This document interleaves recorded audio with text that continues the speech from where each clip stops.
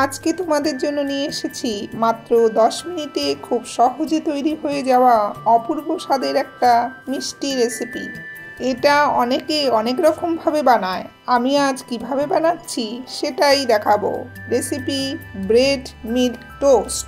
তাহলে চলো রেসিপিটা শুরু করি। নমস্কার বন্ধুরা, হরে করে কম্বাতে তোমাদের স্বাগত। এখানে আমি ব্রেড, কাজু আর খেজুর নিয়েছি। এখানে আমি খেজুরের বীজটাকে ছাড়িয়ে জলে ভিজিয়ে রেখেছিলাম। এবার জল শুদ্ধ খেজুরগুলোকে মিক্সিতে পেস্ট করতে নেওয়া হলো। আমাদের পেস্ট রেডি। একইভাবে কাজুগুলোকে পেস্ট করে নেব। আমাদের কাজু আর খেজুর পেস্ট করা হয়ে গেছে। এবার যাই পরের ধাপে।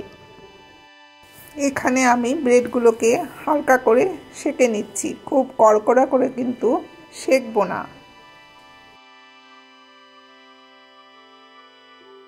আমাদের পাউরুটিগুলো সেঁকা হয়ে গেছে। এবার কি করছি দেখতে থাকো। এক পিস পাউরুটির ওপরে আমি প্রথমে দিলাম কাজুর পেস্টটা। একটা সাধারণ রেসিপি কিভাবে অসাধারণ হয়ে ওঠে আজকে তোমাদের সেটাই দেখাচ্ছি। আরেকটা পিসের ওপরে দিলাম খেজুরের পেস্টটা। এবার কিভাবে সাজাচ্ছি ভালো করে দেখে নাও। আমি এখানে খেজুর আর কাজু ব্যবহার করেছি, তোমরা চাইলে চকলেটও ব্যবহার করতে পারো। তোমরা দেখে নিলে আমি একই পদ্ধতিতে পরেরটা রেডি করব। এখানে আমি কাজু ইউজ করেছি, তোমরা চাইলে আমন্ড ইউজ করতে পারো। আমি এখানে 6 পিস পাউরুটি নিয়েছি, এক একটাতে 3টে করে দেওয়া হয়েছে। আমাদের ব্রেড রেডি। চলো যাই পরের স্টেপে।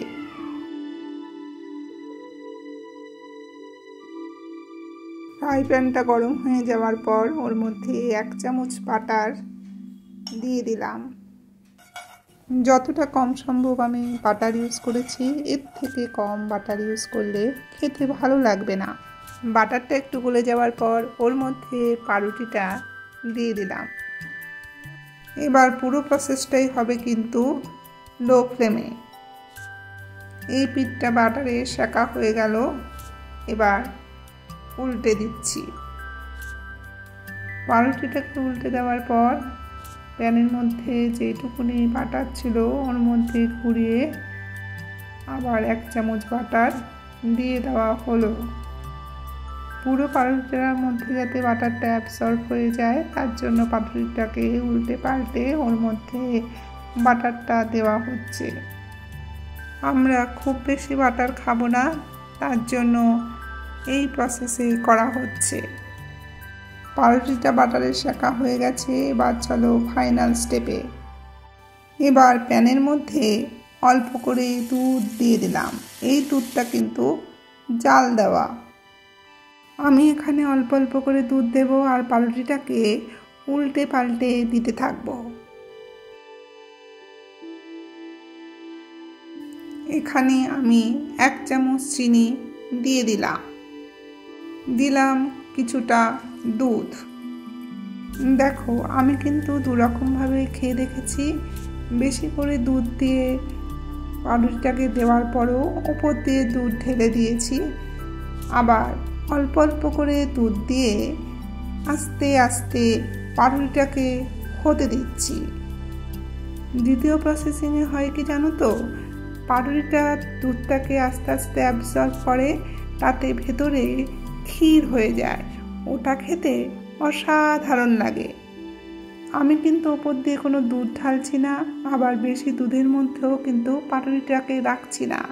অথচ পুরো পাউরুটিটা কিন্তু দুধটাকে অ্যাবসর্ব করে নরম হয়ে যাবে আর ভেতরটা পুরো ক্ষীরের মতন লাগবে।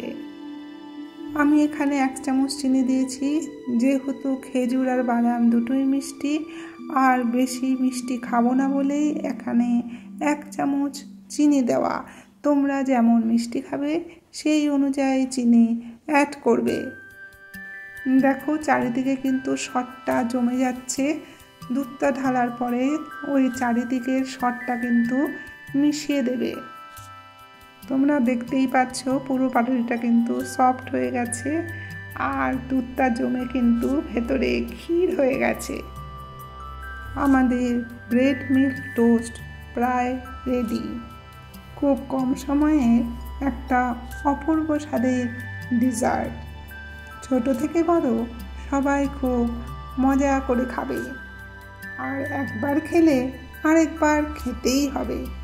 একই পদ্ধতিতে আমি পরেরটা বানিয়ে নেব। পাউরুটিটা দেখে কি মনে হচ্ছে ক্ষীর হয়ে গেছে না? আর এখনই চামচ দিয়ে খেতে ইচ্ছে করছে তো। খেতে গেলে যে বানাতে হবে। রেসিপিটা কেমন লাগলো কমেন্টে জানিও। ভালো লাগলে শেয়ার করার অনুরোধ রইল। মনে করে একটা লাইক করে দিও। তোমরা সবাই ভালো থেকো, সুস্থ থেকো। আবার দেখা হচ্ছে অন্য এক নতুন ভিডিওতে।